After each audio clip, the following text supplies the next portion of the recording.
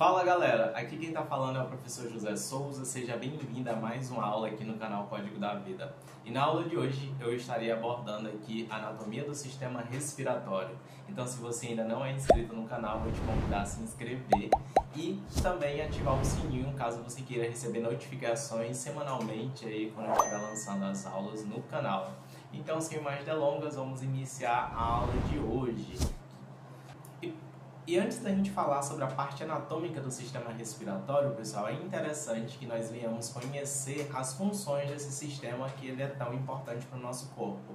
E a primeira função que eu elenquei aqui para vocês é o favorecimento das trocas gasosas, ou seja, as trocas entre os gases oxigênio e gás carbônico, entre o ar atmosférico, o sangue e as células teciduais. Então, este nosso sistema ele vai ser de extrema importância, principalmente para o fornecimento de oxigênio para as nossas células, visto que essas células elas precisam desse oxigênio principalmente ali para poder ali se manterem vivas e também produzirem ali o ATP, que seria a energia que nós utilizamos, né, para poder fazer todas as atividades, desde falar até mesmo ali caminhar, a gente precisa de energia. Outra função aqui que eu elenquei para vocês é que o sistema respiratório ele coopera no fornecimento de oxigênio e também na eliminação de gás carbônico. A terceira aqui seria o ajustamento, né, do pH dos líquidos do corpo e também na regulação do pH do sangue. A gente vai ver aí que o nosso sistema respiratório ele vai ser super importante aí nessa regulação do pH sanguíneo. Lembrando que o pH sanguíneo ele varia ali de 7,35 até 7,45. Quando a gente tem ali alguma alteração, um dos principais mecanismos ali então para manter a temperatura ali para manter o pH do nosso corpo ali seria o nosso sistema respiratório. Um outro meio de regular esse pH do nosso organismo, do nosso sangue, seria ali o nosso sistema renal. Esse assunto é um assunto que a gente vai abordar em uma outra aula. Continuando aqui, esse sistema, né, o sistema respiratório, ele também vai estar envolvido tanto na fala quanto no olfato e ainda na percepção dos sabores. Aqui, pessoal, agora falando de fato da parte anatômica do sistema respiratório, existem dois tipos de classificação do sistema respiratório. Uma classificação que é a classificação funcional, que nós vamos ver ela na próxima aula, quando a gente estiver abordando ali os mecanismos, né, de respiração, ou a mecânica ventilatória. E uma outra forma de você classificar o sistema respiratório seria ali uma classificação estrutural. Essa classificação estrutural, inclusive, ela está em um dos livros que a gente utilizou para se basear na aula de hoje, que seria o livro do Tortora, 14ª edição. Um outro livro, pessoal, que eu utilizei para a aula de hoje é este livro aqui, que é a Fisiologia Humana, uma abordagem integrada de Silverthorne. Eu vou deixar na descrição do livro ou na descrição do vídeo para vocês, se vocês quiserem ter acesso a ele. Este livro é um livro muito legal, inclusive eu acabei de receber ele do Grupo A. Eu agradeço aí então o fornecimento desse livro aí pelo Grupo A. Então, essa classificação estrutural, pessoal, ela vai levar em conta as estruturas que compõem o sistema respiratório. E daí a gente vai classificar esse sistema respiratório em vias aéreas superiores e vias aéreas inferiores. E qual seria, então, o ponto ali que a gente vai estar se baseando para dividir esse sistema em vias aéreas superiores e inferiores? O que a gente vai levar em consideração para fazer esse tipo de divisão, pessoal, é a posição da laringe. Então, tudo que estiver acima da laringe, a gente classifica como sendo vias aéreas o quê? Superiores. E tudo que estiver abaixo da laringe, a gente vai classificar como vias aéreas inferiores. E aqui nas vias aéreas superiores, a gente vai encontrar o nariz, a cavidade nasal e a faringe. Nas vias aéreas inferiores, a gente vai encontrar a laringe, a traqueia, os brônquios e o pulmão, que ali no caso a gente vai ter ali os alvéolos pulmonares também. Começando aqui então pelas vias aéreas superiores, a gente vai abordar cada um desses daqui, desde o nariz até ali os pulmões, os alvéolos pulmonares. E para iniciar a gente vai falar um pouco sobre a anatomia do nariz. O nariz então ela é uma protuberância situada no centro da face. E daí a gente pode classificar o nariz em uma parte exterior, ou seja, que é a parte que a gente consegue observar, que é isso que a gente consegue observar aqui, e uma parte interior que vai corresponder ali então à cavidade nasal. Então no nariz externo, pessoal, algumas coisas aqui a gente vai conseguir observar. Desde aqui, ó, a raiz do nariz, o dorso do nariz, que também pode ser chamado de ponte, aqui a região do ápice do nariz e as asas. Essa abertura, pessoal, que é por onde o ar ele vai entrar, a gente chama de narina. Então o ar ele vai entrar pelas nossas narinas e dali das narinas ele vai passar para a parte interna do nosso nariz, que seria a cavidade nasal. E o nariz, pessoal, a gente vai ter ele sendo dividido em um lado direito e um lado esquerdo. E essa divisão ela vai ser feita por uma estrutura que ela é chamada de septo nasal. Então o septo nasal ele vai ser a estrutura que vai separar o nosso nariz em lado direito e lado esquerdo. Na parte externa, ou seja, no nosso nariz externo, o que a gente vai conseguir observar vai ser basicamente ossos e também algumas cartilagens, principalmente cartilagens do tipo hialina. E aqui, pessoal, é interessante a gente lembrar que de estrutura óssea, a gente vai ter aqui esses ossos nasais, e esses ossos nasais, eles vão estar ligados diretamente aqui neste osso frontal, que é este osso que forma a testa. Então, o ponto de ligamento ali do osso nasal com o osso frontal, a gente chama de raiz do nariz. A partir dessa região óssea, a gente vai ter cartilagens. E aqui a gente tem as cartilagens nasais acessórias, a cartilagem aqui central aqui, que divide o nariz em lado direito e esquerdo, que é a cartilagem do septo nasal. Aqui a gente também tem algumas cartilagens alares. E na parte interna, pessoal, do nariz, a gente vai ter a cavidade nasal. Então, observando a parte interna do nariz, a primeira coisa que a gente observa aqui, pessoal, é que a gente tem essa região aqui central, aqui, ó, que corresponde a uma estrutura que a gente chama de antro, que é por onde esse ar ele vai entrar. E várias estruturas aqui, ó, várias não, a gente tem 3 aqui, que são as conchas nasais, também conhecidas como cornetos. E cada uma dessas conchas nasais aqui, elas vão ser classificadas de acordo com a sua posição. Então essa superior aqui a gente chama de concha nasal superior, aqui concha nasal média e aqui a concha nasal inferior. Entre essas conchas nasais, se vocês podem observar aqui nessa imagem, a gente vai ter aqui os meatos, e esses meatos eles também vão ser classificados de acordo com a sua posição. Então aqui a gente tem o meato superior, meato médio e aqui o meato inferior. Vale ressaltar, pessoal, que na parte aqui, aqui na região das nossas narinas, essa região aqui que vai corresponder aqui a região do antro, que também é chamado de meato central, a gente vai encontrar vários pelos. E esses pelos, que são esses pelos do nosso nariz, eles vão servir como uma barreira ali inicial para evitar que, principalmente partículas maiores, elas possam adentrar ali a nossa cavidade nasal. Então esses pelos, eles são chamados de vibrisas, então é interessante a gente lembrar disso.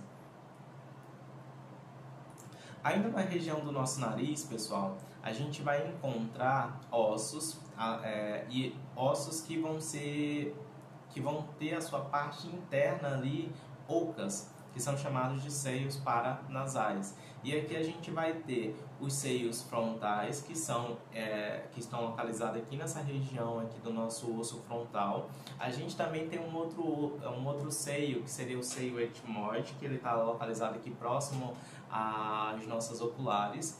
Temos também aqui, ó, que a gente consegue observar o seio esfenoidal e também um seio que ele é chamado de seio maxilar, ou seja, ele está ali na região da maxila. E esses seios, pessoal, eles vão ser de extrema importância aqui e vão ser revestidos principalmente ali por aquele epitélio que a gente chama de epitélio respiratório. Todos esses ossos aqui que formam esses seios paranasais, eles vão ter contato direto ali com a nossa cavidade nasal. Na nossa cavidade nasal, a gente vai ter ela ali sendo subdividida em dois compartimentos, um compartimento direito e um outro esquerdo, e ele vai ter ali, pessoal, na região anterior do nosso nariz, por onde o ar ele vai estar entrando, que são as narinas, e na parte posterior ali da nossa cavidade nasal, a gente vai ter duas estruturas, que são duas aberturas, e essas aberturas elas são chamadas de coanas. E qual seria a importância das coanas? As coanas elas vão estar ligando a nossa cavidade nasal com a nossa região da faringe. Então vai ser super importante a gente lembrar disso daqui. Por falar em faringe, na faringe, pessoal, a gente vai ter a faringe, na verdade, ela é um tubo que vai conectar aqui a região nasal com a região ali das nossas vias aéreas inferiores. E ela vai ser subdividida em três partes. Aquela região que está em contato direto com a nossa cavidade nasal, ela é chamada de nasofaringe, ou seja, aquela região que está ligada ali nas nossas coanas. Então ela se liga nas coanas para poder receber aquele ar que está sendo, que foi proveniente ali, né, da nossa inspiração.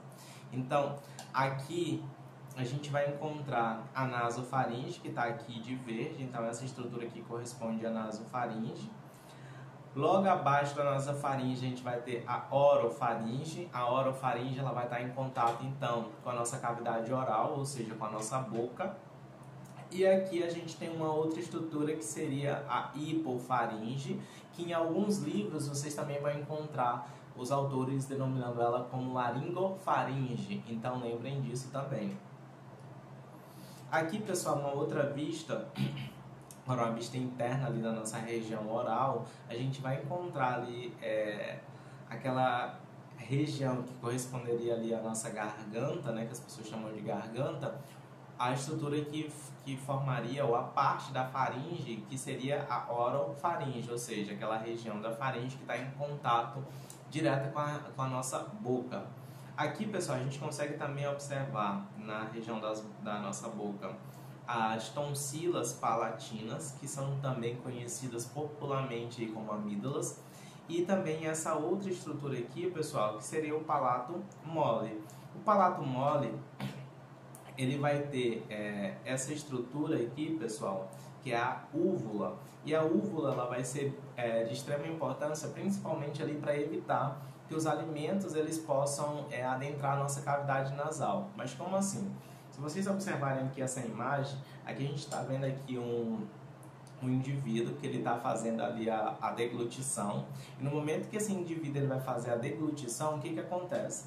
O alimento, quando ele vai passar aqui para descer aqui pela nossa garganta, a úvula, ela se liga aqui nessa região, não se liga, mas ela encosta aqui nessa região dorsal para evitar com que esse alimento ele possa adentrar aqui a nossa cavidade nasal. Então a úvula ela vai ter, que algumas pessoas chamam de sininho também, né? Esse sininho aí ele vai servir principalmente para evitar que esses alimentos aí no momento da deglutição eles possam adentrar ali a nossa cavidade nasal, tudo bem? Continuando aqui, o próximo órgão aí, então, do nosso sistema respiratório seria a laringe. E a laringe, pessoal, ela é um órgão curto que vai conectar a faringe à traqueia. A laringe ela vai se situar entre a cervical 4 e a cervical 6. A gente vai encontrar nessa região aqui das laringes dois tipos de cordas. Umas que são chamadas de cordas vocais falsas e as cordas vocais verdadeiras. Lembrando aqui que as cordas vocais falsas são essas membranas aqui, ó, mais lateralizada, que a gente conhece como prega vestibular. Então essas pregas vestibulares, elas são comumente confundidas com as pregas vocais. As pregas vocais, pessoal, são essas estruturas aqui mais internas, que vocês conseguem observar aqui, ó, que é chamado de prega vocal ou cordas vocais verdadeiras. É a partir dessas cordas vocais verdadeiras que a gente consegue realizar, então, este processo de fonação, ou seja, a gente consegue falar. A laringe possui como função facilitar a passagem do ar durante a respiração, produzir o som, por isso que ela é considerada como uma caixa de som, e impedir que os alimentos e objetos estranhos eles adentrem então ali as estruturas das vias aéreas inferiores.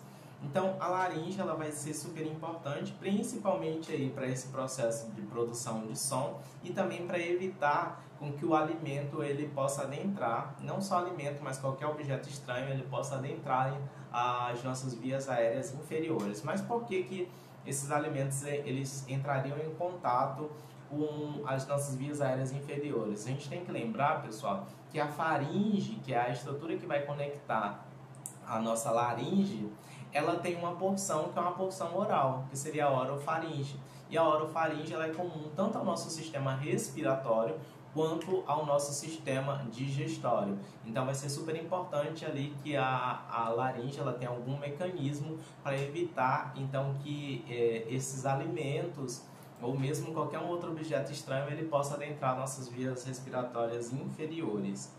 E aqui, pessoal, só para a gente ficar ainda mais por dentro da laringe, já que a nossa aula é de anatomia, a laringe ela vai ser formada por 9 peças de cartilagem do tipo hialina, sendo que 3 delas, pessoal, elas vão ser ímpares, ou seja, você vai ter uma estrutura de cada, que seria a cartilagem tireoidea, a cartilagem cricoidea e a cartilagem epiglótica. A gente consegue observar aqui uma dessas estruturas, que seria essa daqui, que é a cartilagem epiglótica. Aqui, pessoal, ela está numa vista posterior, mas a gente consegue observar a cartilagem tireoidea. E aqui, mais abaixo, a gente consegue observar a cartilagem cricoidea. Além dessas 3 cartilagens que a gente vai possuir apenas uma delas, que por isso que a gente diz que está em números ímpares, a gente tem outras 3 que vão estar em números pares, ou seja, eu vou ter 2 de cada. E quais seriam essas cartilagens, professor? A gente tem a cartilagem aritenoidea, cartilagem cuneiforme e a cartilagem corniculada. Aqui nessa outra imagem a gente consegue, ampliando na verdade nessa imagem aqui, a gente consegue observar 2 dessas estruturas aqui que eu acabei de falar para vocês. Uma delas é a cartilagem corniculada, que parece 2 conezinhos aqui, ó, e ela vai estar na parte superior aqui da cartilagem aritenoide. Essas cartilagens, pessoal, essas 3 que estão em números pares, ou seja, você vai ter 6 cartilagens no total aqui, elas vão estar trabalhando principalmente ali na distensão e também no encurtamento das nossas pregas vocais verdadeiras, e elas vão estar influenciando aí então na nossa voz. Aqui nessa imagem eu coloquei para vocês observarem que a gente vai conseguir analisar todas as estruturas então que vai compor a nossa laringe. Então aqui a gente tem a cartilagem epiglótica. A cartilagem epiglótica, pessoal, ela tem a capacidade de se mover e ela vai ser de extrema importância. Por quê? Porque é por conta da cartilagem epiglótica que os alimentos ou mesmo corpos estranhos eles não vão adentrar nas nossas vias aéreas inferiores. Como assim, professor? Toda vez que você inspira, e lembrando mais uma vez que o movimento de inspiração seria um movimento em que o ar ele entra no nosso sistema respiratório, essa cartilagem, imaginem só que a minha mão aqui, essa abertura aqui da minha mão seria ali a abertura da glote, ou seja, a abertura da laringe. Então todas as vezes que eu vou inspirar, ou seja, que o ar ele vai entrar nas minhas vias respiratórias, o que vai acontecer? Essa epiglote, desculpa, ela se abre para quê? Para que esse ar ele possa adentrar ali a região da laringe, assim ele possa adentrar a traqueia, brônquios e chegar nos nossos pulmões. E todas as vezes que você vai se alimentar, essa epiglote ela fecha a abertura da laringe, evitando então que o alimento ele possa adentrar as nossas vias aéreas inferiores. Quando a gente começa a se alimentar e está conversando ou fazendo outras coisas, pode acontecer que essa epiglote ela não consiga fechar a abertura ali da laringe, e daí o alimento ele entra nas nossas vias aéreas inferiores. E quando esse alimento ele entra nas nossas vias aéreas inferiores, a gente fica engasgado. E dali a gente tem todo um processo fisiológico para tentar expelir aquele alimento que está ali na nossa região da nossa laringe. Observando aqui, ó, pessoal, então, a gente consegue ver nessa imagem, além da cartilagem epiglótica, a gente vai ter aqui ligado nessa parte final da cartilagem aqui, a cartilagem cuneiforme, aqui cartilagem corniculada, cartilagem aritenoide. Aqui a gente tem aquela cartilagem tireoide. Pessoal, lembrando que a cartilagem tireoide, ela que vai formar aqui nos homens, devido ali ao efeito dos hormônios, a estrutura que a gente chama de gogó ou pomo de Adão. Então, nos homens, essa cartilagem tireoide ela vai ser mais protuberante por conta ali da ação hormonal. E aqui na parte inferior a gente pode observar a cartilagem cricoide. Abaixo da cartilagem cricoide a gente já tem ali a região da nossa traqueia. E a traqueia, pessoal, ela tem cerca ali de 10 até 12 centímetros e meio de comprimento e 2,5 centímetros de diâmetro. Ela está localizada anteriormente ao esôfago, ou seja, ela está mais nessa região ventral do nosso corpo e vai se estender até a margem superior da T5. Vai ser revestida por túnica mucosa e sustentada por cartilagens. A gente vai ter aqui formando então a traqueia de 16 até 20 peças de cartilagem hialina em forma de C. Aqui nessa imagem aqui a gente consegue observar como que seria então, como que na verdade essa região, esses anéis cartilaginosos aqui que vão formar a nossa traqueia. Nessa imagem, pessoal, vocês conseguem observar duas estruturas. A primeira delas é essa estrutura aqui que eu estou passando o mouse em cima, que seria ali a cartilagem da traqueia. Lembrando que essas cartilagens, ou esses anéis cartilaginosos, são formados de cartilagem do tipo hialina. Então, aqui a gente consegue observar esse anel cartilaginoso. Lembrando que ele não é completo, ele é em forma de C, por isso que a gente diz que ele é em forma de C, ó. Aqui, pessoal, a gente vê um músculo, que é um músculo traqueal, ou seja, que são músculos lisos. E aqui logo atrás, ó, pessoal, na parte posterior, ou seja, na parte dorsal, a gente vai encontrar esse outro tubo, que é o esôfago. Lembra quando eu falei para vocês sobre o desenvolvimento, né, dos nossos pulmões? E lá eu mostrei para vocês que a partir ali do divertículo respiratório, lembrando que o divertículo respiratório ele surge como um broto ali na região ou no tubo que seria o esôfago. E a partir desse tubo ou desse divertículo a gente vai ter a formação então do nosso sistema respiratório. Lembra, pessoal, que durante ali o desenvolvimento do sistema respiratório, essas estruturas elas eram ligadas.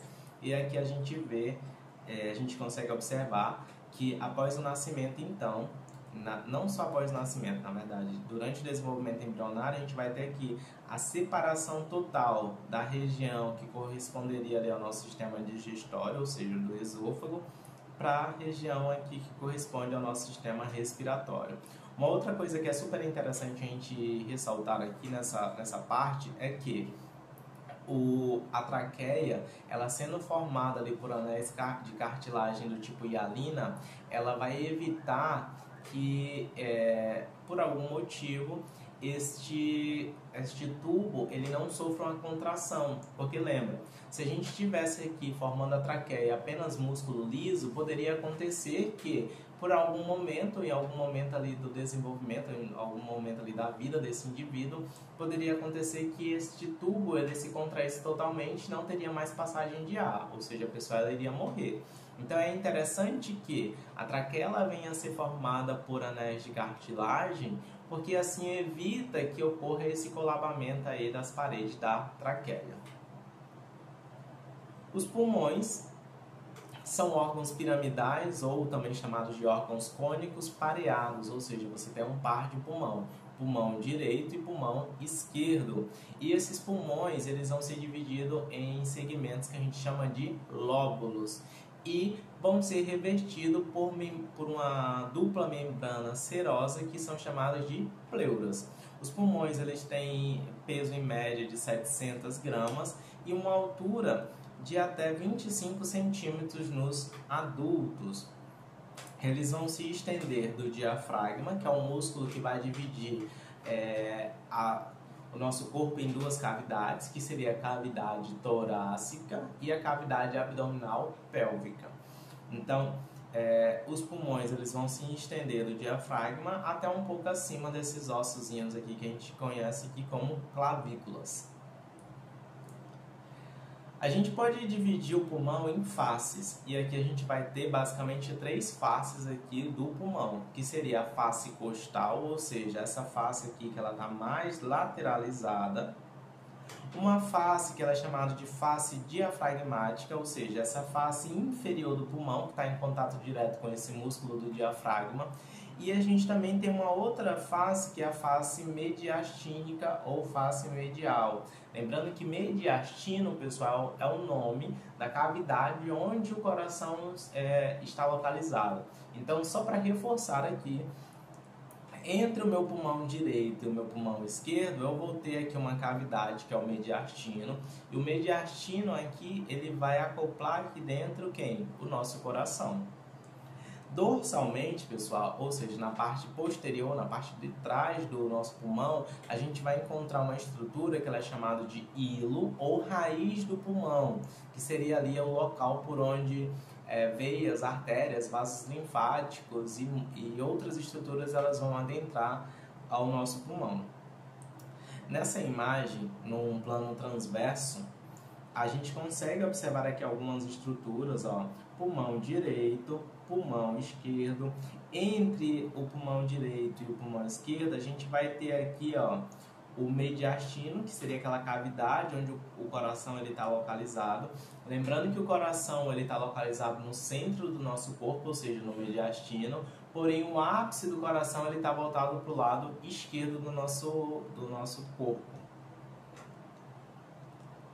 Aqui a gente consegue observar o esôfago, aqui a artéria aorta, né, passando aqui bem próximo, e aqui as artérias pulmonares aqui que levariam o sangue venoso ali para os nossos pulmões.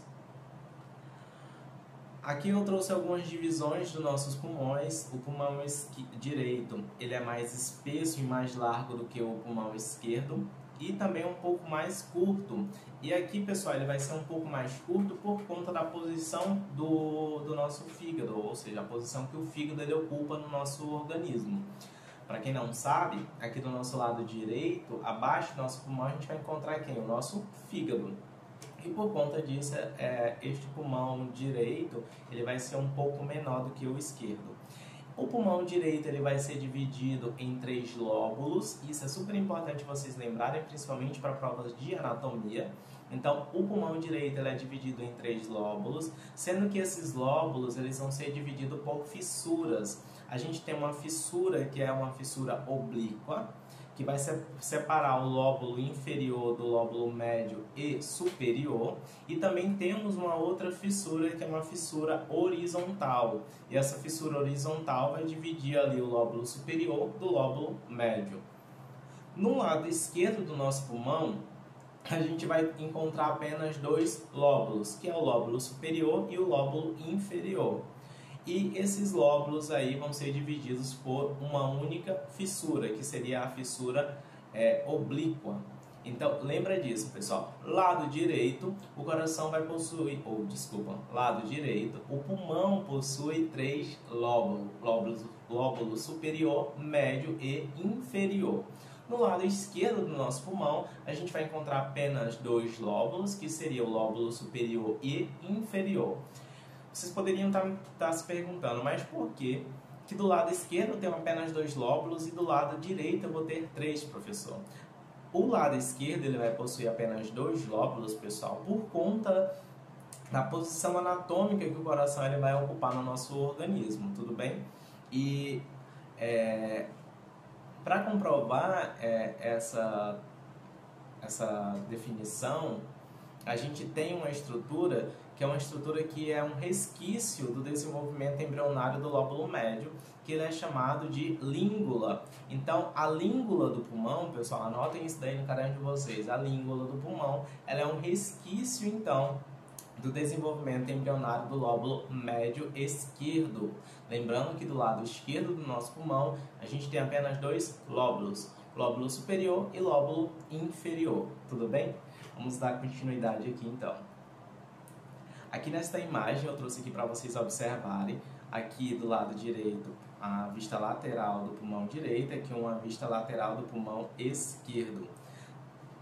Lembrando aqui, pessoal, que os pulmões eles são órgãos piramidais ou cônicos, e aqui a gente consegue observar algumas estruturas.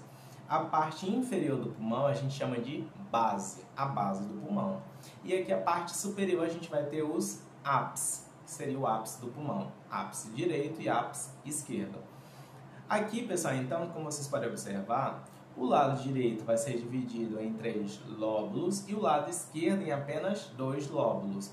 Esses lóbulos aqui, pessoal, no caso aqui o lóbulo direito, a gente vai ter 2 tipos de fissura, que é uma fissura horizontal, e aqui uma outra fissura, que é uma fissura oblíqua. Essa fissura oblíqua, ela vai separar o lóbulo inferior do lóbulo médio e superior, e essa fissura horizontal vai separar o lóbulo superior do lóbulo médio. No caso aqui do pulmão esquerdo, a gente, como eu falei para vocês, a gente tem apenas dois lóbulos separados por uma única fissura, que é uma fissura do tipo oblíqua. Nesta outra imagem aqui que eu estou trazendo para vocês, a gente vai ter a parte posterior dos nossos pulmões, e aqui nessa parte posterior a gente vai conseguir observar o hilo, que também é considerado como a raiz do pulmão. Lembrando que aqui no hilo ou raiz, a gente vai ter aqui uma abertura, e essa abertura ela vai ser importante para que aqueles vasos sanguíneos, linfáticos ou até mesmo as veias, elas possam adentrar aqui nos nossos pulmões, como vocês podem observar aqui. Então aqui, hilo ou raiz do pulmão é a estrutura por onde os vasos, né, eles vão estar adentrando ali, não só os vasos, mas vasos sanguíneos, vasos linfáticos, veias, os brônquios também vão estar entrando ali todos no pulmão através do hilo. As pleuras, pessoal, como eu já falei para vocês em outras aulas, são membranas do tipo serosas que vão estar revestindo ali os nossos pulmões. No caso aqui a gente vai ter 2 tipos de pleuras, que é a pleura parietal e a pleura visceral. Lembrando que essas pleuras aí, a pleura visceral, que é aquela pleura que vai estar em contato direto ali com o nosso pulmão, ou em contato mais íntimo com o pulmão, ela vai ser proveniente de um tipo de mesoderma que a gente conhece como mesoderma esplâncnico, beleza? Então aqui a gente tem 2 tipos de pleura, pleura parietal e a pleura visceral. Entre essas pleuras a gente vai ter uma cavidade, que é a cavidade pleural, e essa cavidade pleural ela vai ser preenchida por um líquido, que é o líquido pleural. Esse líquido aí, essa cavidade, ela vai ser de extrema importância, a gente vai ver isso mais detalhado ali quando a gente for trabalhar a mecânica ventilatória. Os brônquios, pessoal, eles vão se dividir a partir da traqueia. Então, a partir da traqueia, que ela vai ser formada por anéis cartilaginosos incompletos em forma de C, a gente vai ter ali os brônquios. E os brônquios, eles vão se dividir a partir de uma protuberância que a gente encontra ali no final da traqueia, que ela é chamada de carina. Então, a partir da carina, a gente vai ter a formação desses brônquios, brônquio principal direito e brônquio principal esquerdo. Lembrando que o brônquio principal direito, ele vai ser um pouco menor e mais espesso do que o brônquio principal esquerdo. Então aqui a gente consegue observar nessa imagem, pessoal, aqui seria a região da traqueia.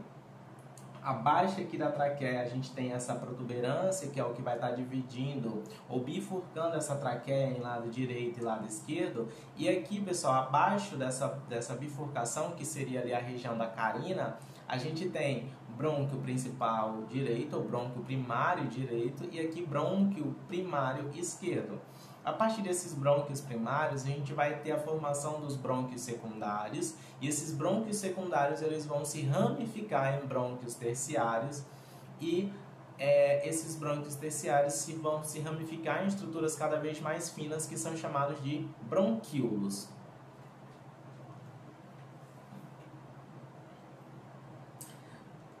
Aqui, pessoal, só para relembrar que os brônquios principais, que são esses dois aqui, direito e esquerdo, eles vão entrar no pulmão através daquela abertura que eu falei para vocês no slide anterior, que é o hilo, também conhecido como raiz do pulmão. Aqui eu trouxe essa outra imagenzinha aqui para vocês observarem, um pouco mais detalhado como que funcionaria ali, então, as divisões dos nossos brônquios. Então aqui, ó, a gente tem a região, deixa eu só marcar aqui para vocês, ver se eu consigo, né? Aqui, então, a gente tem esta região aqui, pessoal, que é onde teria a bifurcação da traqueia. Essa estrutura ela é chamada de carina, vou colocar aqui só CA, carina. Aqui, então, a gente tem o brônquio principal esquerdo e aqui o brônquio principal direito. Lembrando que o lado direito ele é menor do que o esquerdo, porém ele também vai ser um pouco mais espesso. Ele vai ser menor, pessoal, porque o nosso pulmão direito ele é menor do que o pulmão esquerdo. Lembra que abaixo do pulmão direito a gente tem aquele órgão grande que ocupa bastante espaço, que é o fígado. Então, a partir dos brônquios principais, pessoal, a gente vai ter a formação dos brônquios secundários. E esses brônquios secundários, a gente vai ver que eles vão ser chamados também de brônquios lobares. Isso porque cada um desses brônquios aí vão estar irrigando os nossos lóbulos. No caso aqui do lado direito, a gente vai ter aqui, ó, esse brônquio secundário, ele vai se ramificar em 3 estruturas. Brônquios aqui, a partir desse brônquio secundário, a gente vai ter essa ramificação em bronquíolos. Aqui eu coloquei aqui, ó, em 3, a gente vai ter 3 ramificações que vai formar o lóbulo superior. Aqui no lóbulo inferior, no lóbulo médio, a gente vai ter mais 2 ramificações. E aqui no lóbulo inferior, a gente vai ter aqui, ó, todas essas ramificações aqui, ó, B7, B8, B9 e B10. Ou seja, a gente vai ter aqui 4 outras ramificações aqui no nosso lóbulo inferior. A mesma coisa a gente vai encontrar aqui desse outro lado. Então aqui a partir do lóbulo principal a gente tem os lóbulos secundários, a partir do brônquio principal a gente vai ter os brônquios secundários, ou também chamados de brônquios lobares. Lembrando que aqui, como a gente está falando do lado esquerdo, a gente vai ter apenas 2 lóbulos, que é o lóbulo superior e o lóbulo inferior. Fazendo assim uma classificação desses brônquios, a gente pode classificar eles como brônquios primários, brônquios secundários, também chamados de brônquios lobares, e esses brônquios lobares eles vão se ramificar em estruturas cada vez mais finas, que são chamados de bronquíolos. Esses bronquíolos eles podem ser classificados também em bronquíolos terminais e bronquíolos respiratórios. Lembrando que esses bronquíolos respiratórios, a gente só vai conseguir enxergar eles através de microscópio. Por quê? Porque eles são estruturas extremamente finas, então quando você pega um pulmão, você não consegue dividir ali os brônquios em brônquios terminais e brônquios respiratórios. Porém, quando você vai analisar em um corte histológico, aí sim você consegue diferenciar essas duas estruturas por conta ali da espessura da membrana que a gente vai encontrar nos brônquios terminais e nos brônquios respiratórios. Abaixo dos bronquíolos respiratórios, a gente vai ter a formação de ductos, que são chamados de ductos alveolares, e a partir desses ductos alveolares a gente vai ter a formação de sáculos de ar, que são chamados de alvéolos. Os alvéolos, então, são minúsculos sáculos de ar que vão constituir ali o final das nossas vias respiratórias, e vão ser estruturas extremamente finas para facilitar então um processo que a gente conhece como hematose, ou seja, a troca de gás carbônico pelo gás oxigênio, ok? E vão ser constituídos principalmente de dois tipos de células, que são as células pneumócitas tipo 1 e células pneumócitas tipo 2, ou também, como alguns autores preferem chamar, células alveolares tipo 1 e células alveolares tipo 2. Uma outra coisa que a gente vai encontrar no interior dos nossos alvéolos pulmonares são macrófagos. Lembrando que macrófagos são células de defesa do nosso organismo. Aqui então eu trouxe essa imagem só para vocês observarem aqui. A gente vai encontrar no interior dos nossos alvéolos essas células de defesa aqui, ó, que são os macrófagos alveolares, que vai constituir ali a nossa última barreira de proteção do nosso sistema respiratório. E aqui a gente tem essas células aqui, que são as células alveolares tipo 1 ou células pneumócitas tipo 1. Lembrando que essas células aqui, pessoal, que vai estar aqui em grande parte fazendo aqui a parede aqui dos nossos alvéolos, elas vão ser super importantes porque as células alveolares tipo 1 que vão realizar o que? A hematose. Então anota isso daí. Não vai dar nem para fazer aqui porque eu tô com mouse, pessoal, mas escrevam aí no caderno de vocês.